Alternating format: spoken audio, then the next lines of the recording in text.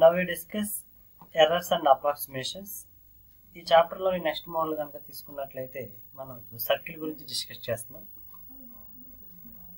This is the circle. ఏంటి అంటే సర్కిల్లో మనకి ఏమి ఇచ్చారు, ఏం సర్కిల్ అనే కానీ మనకు గుర్తొచ్చేది ప్రాబ్లం.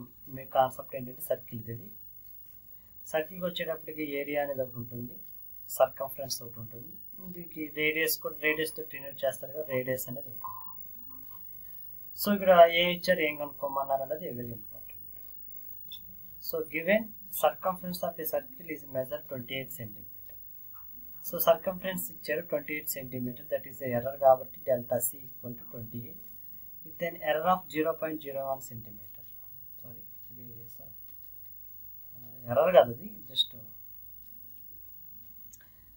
సి వాల్యూ ఇచ్చాడు. సి వాల్యూ ఎంత ఇచ్చాడు, 28 సెంటీమీటర్స్.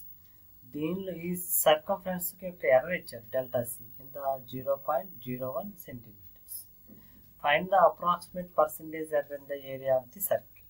ఏం కనుక్కోవాలి, delta A by A into 100 value కనుక్కోవాలి.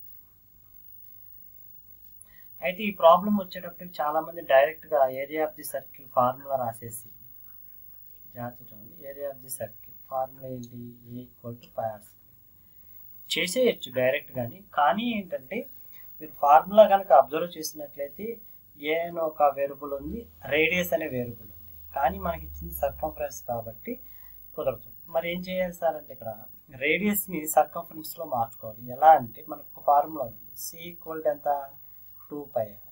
దీని నుంచి ఆర్ వాల్యూ ఎంత, c/2π.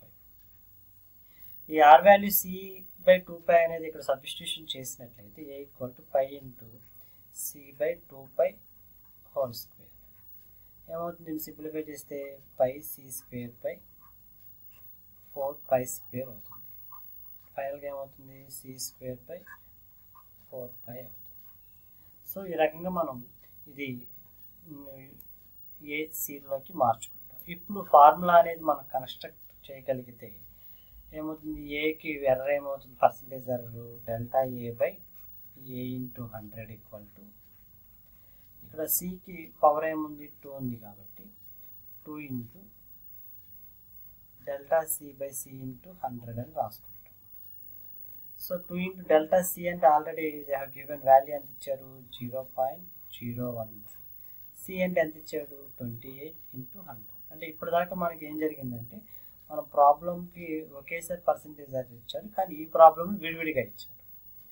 దీన్ని సింప్లిఫై చేస్తే ఏమొస్తుంది, 2/28 వస్తుంది. ఎందుకంటే 0.01 ఇంటూ 100 ఎంత, 1 అవుతుంది. 2/28 అంటే ఎంత వస్తుంది, 1/40%. అంటే సర్కంఫరెన్స్లో ఉన్న ఎర్రర్ ఇచ్చినప్పుడు పర్సంటేజ్ ఏరియాలో ఆఫ్ ద సర్కిల్ అనేది ఇలా ఫైండ్ అవుట్ చేస్తాం. ఇది కొంచెం ఇండైరెక్ట్ ప్రాబ్లం. ఇప్పుడు దాకా చేసిన ప్రాబ్లమ్స్ అన్నీ ఏంటంటే డైరెక్ట్గా చేసాం, ఎక్కడ ఇచ్చిన దాన్ని చేంజ్ చేసిన ఏమీ లేదు. దీంట్లో మాత్రం ఏంటంటే ఏరియాకి పై ఆర్ స్క్వేర్ కదా, ఆర్ అనేది ఉంది, ఇచ్చింది సర్కంఫరెన్స్ కాబట్టి ఆర్ని మనం మార్చుకొని ఈ ప్రాబ్లమ్ని సాల్వ్ చేయడం అనేది జరిగింది. Thank you.